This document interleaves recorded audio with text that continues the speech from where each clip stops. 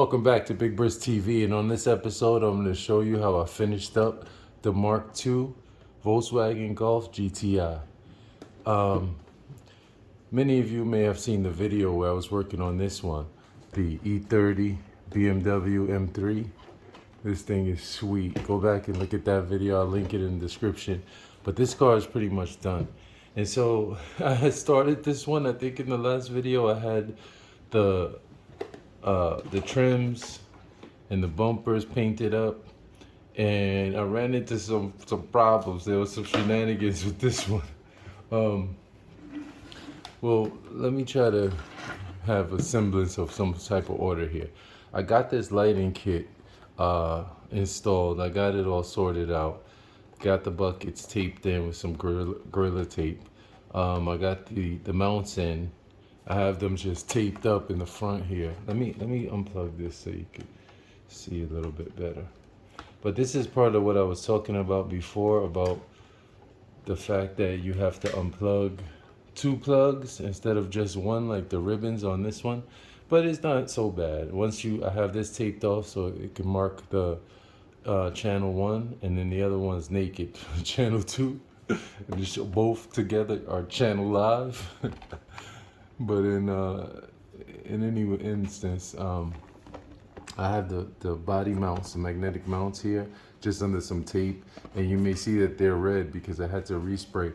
When I was spraying this in, there was a lot of reaction with the black trims. I had done the black trims first, and if you can see in there, there's some bubbling here. There was a reaction with the two paints. I don't know what happened, but anyway, it had a reaction and it showed through. You can see it. You can still see it through here. A little bit. You can see some cracking, whatever. And so I was a bit disheartened. I almost gave up on this. The front and rear bumpers were the worst. It was really bad. So what I did was that protective film that's on here, I left it on for the time being, and then just scored around the bumpers, front and rear, just scored around here, peeled off the protective film, and then sprayed it in from the outside with that black Rust-Oleum paint. That's probably what the problem was.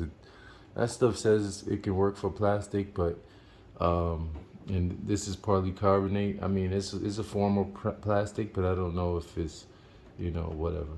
But anyway, I got the muffler in. I ended up using some crazy glue. It's not even dry yet. I can still move it, but I used crazy glue. The Gorilla Glue wasn't working with my old wine cork method, but it's holding up in there.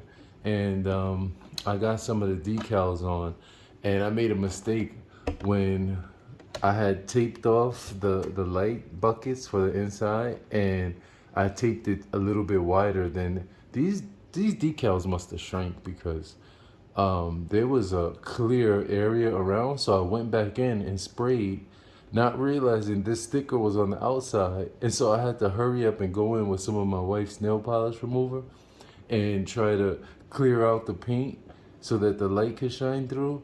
And you can see it dripped. It ran and just dripped down the body. And so I have this cool effect in the back window, and I blacked out the back window because the mounts are on the window. And that, that's kind of cool. You can see I got my second Big Burst TV plate on here. And I got the muffler in, like I said. Got a little bit of the decals on. Got the GTI on the side. And then the grill.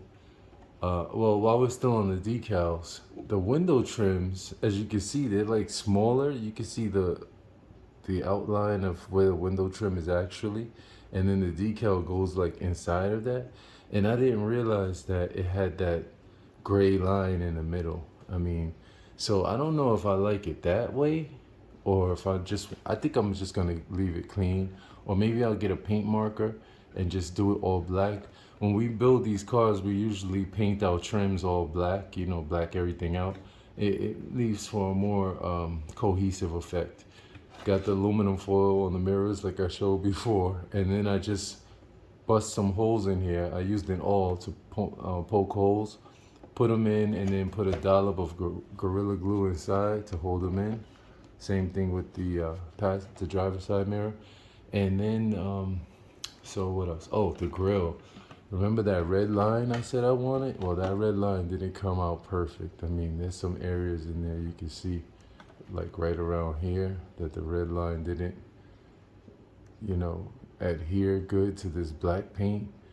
But it worked out. And then behind the lights, uh, I used the actual decals for the lights to mask it off, kind of how I did with the E30, not realizing that this had a grill that you can see I already broke the grill, trying to bend it to the contour. I'll fix that up.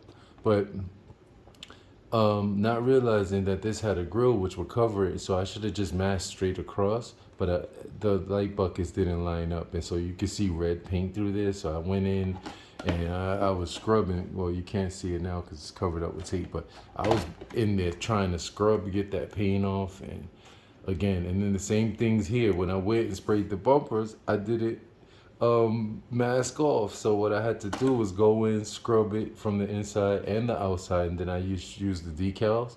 But you can still see the light through, which is pretty cool. So these weren't made for macro close-up shots. I mean, from the distance where I'll be driving it, it looks great. And then the other thing about trying to put a 190 millimeter body onto a 200 millimeter chassis, like I showed in the previous video, I had to stance this. So these tires are really leaning in, and you can see by the wear on the actual tires what's actually touching the ground. So the tires are gonna be bald. Well, they're already bald, but these are drift tires. And I went with these wheels because the other set, the gold set that I got, had road tires and they were much taller.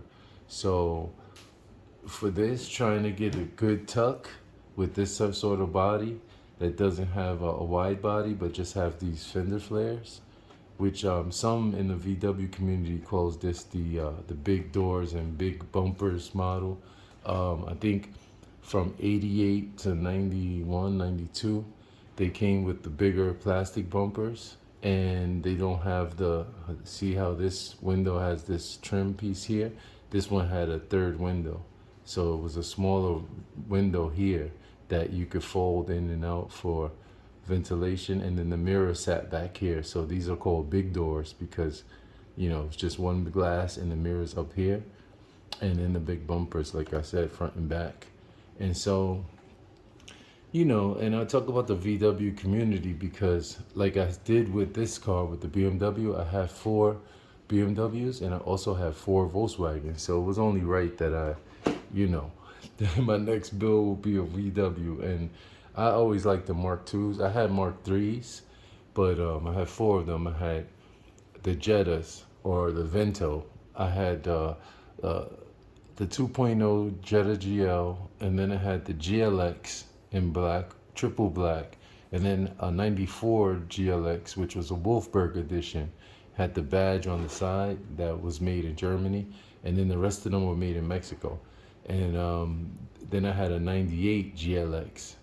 Those were really nice. They came with some similar BBS wheels. They were 15 inches though, but you could get as big as, I believe, 17 looked okay, and then if you went up to 18, it kind of looked silly. I mean, you had rubber bands for tires. The low profilicity of those tires was ridiculous. Why even have tires?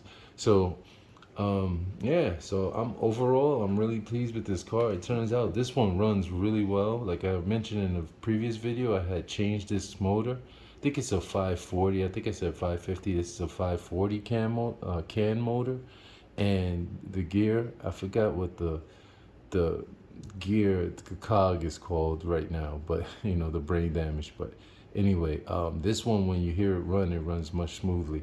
Speaking of running, I might drop in a little quick video of me testing out the lights and the way this runs, but it's gonna be full-time rubbing on here. So back to see me, big wrist jumping around again.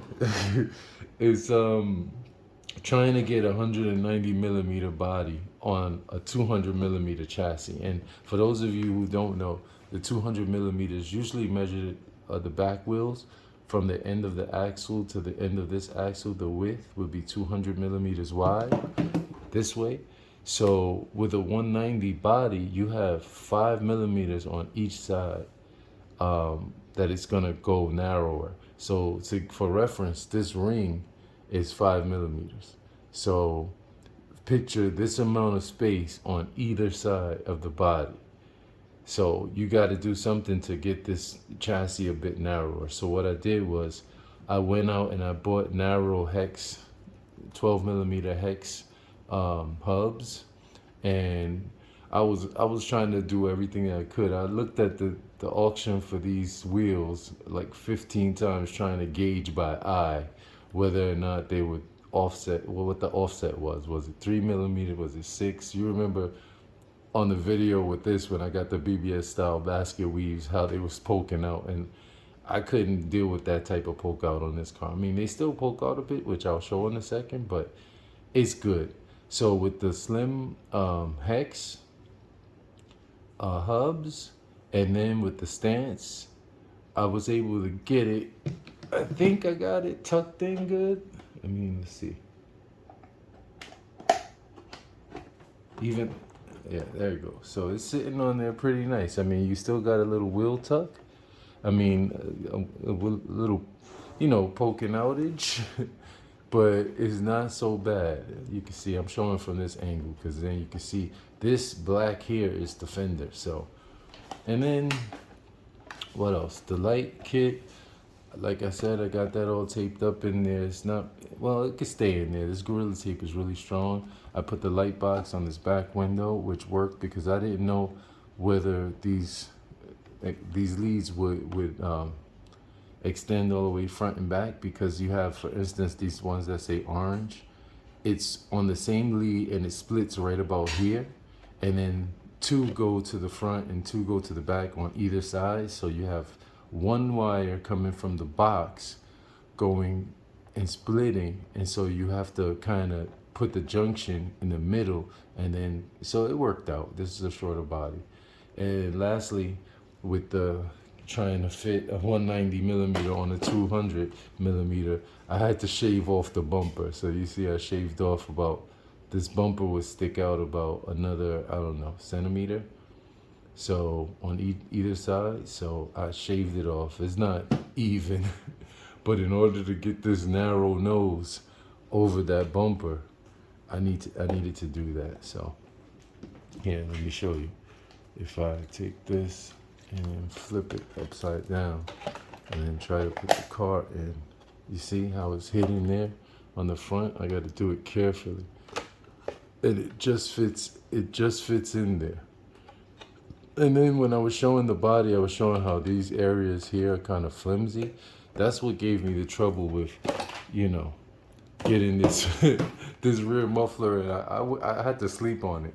There's a little bit of imperfections, trash if you will, in the paint job, but overall I'm really pleased with it, and the car runs excellent. So to plug in the lights, like I said, I just have to go grab this channel 1, and these leads, I like these because you don't have to figure out which way it goes.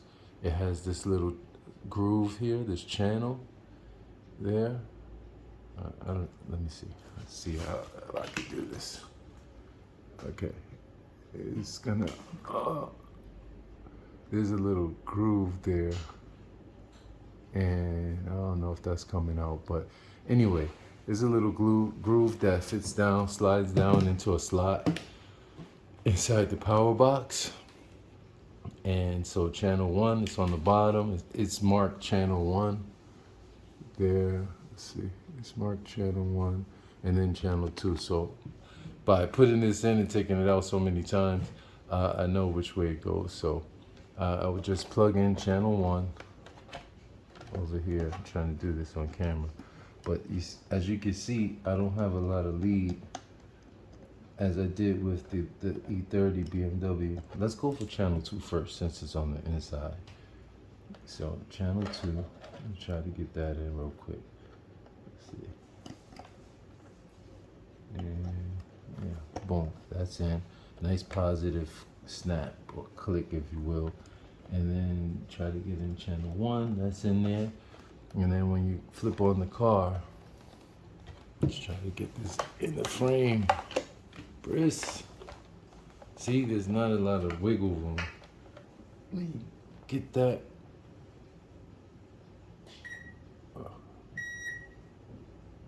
So you have a nice, and then the difference with this light kit and the other one is it doesn't flash when the remote is not powered on. You get the headlights, right, which are nice. You get the tail lights. And I was saying that I could add another red tail light in here. I have them, but I'm not even gonna bother. And then let me grab the remote. You get, okay, I felt the servo just try to eat up my finger. So you got your forward, brake. You got your turns. And they blink at a different rate than the BMW lights. And then on the forward, with the turns, you see how it's not illuminated all the way, but that's good enough. And then when you drive, the headlights get really bright. I'm gonna blind you guys in a sec, hang on. Bear with me.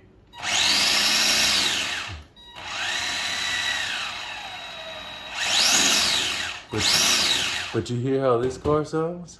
Now let me show you the difference in how this one sounds and how the E30 sounds. Hang on a sec. Now both of these cars have the same remote, but on one I wrote, let me see, I scratched in Dad on mine so that I'll know which one is mine. And but the other way I could tell is mine kind of clicks here, it snaps in, and his is just floppy. It doesn't stay in. So when I go to pick up the remotes, I just do a little test and see if I can lift this up, and I'm like, okay, that's the Volkswagen. But to show the difference real quick between the two cars and how they sound, now it's gonna be slightly different under load, but let's just click this guy on. Okay, and I get the little song. Okay, and then when I run it,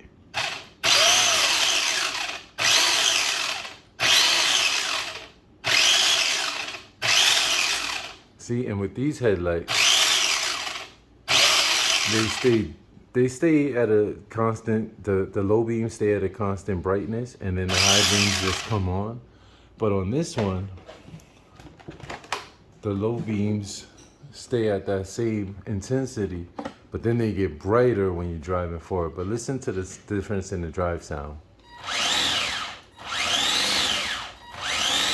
This one is much smoother. So I like the sound of this one, but I like, you know, this one sounds a little bit more aggressive. Maybe I just need to clean the motor.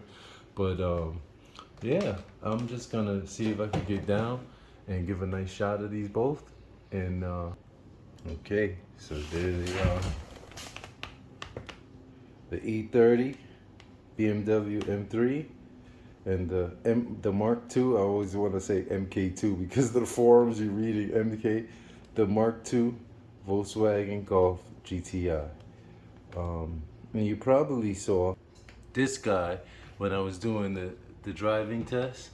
So, you know, that's the Red Cat Blackout SC short course. And then this guy is my Piranha. So in the next video, I'll show that Piranha and talk a little bit more about it. So that's gonna be pretty much a wrap for this video. Thank you guys for coming back, following the journey. I may get some sliding shots of this in the video when I do about the Piranha.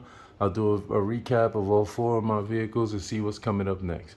If you like this video, hit that thumbs up. Make sure you hit that subscribe button so you don't miss anything. And thank you all for your great comments and all the love and support. And I'll catch you on the next one. Big Brisk out. I forgot to say, everybody stay well. Big Brisk out.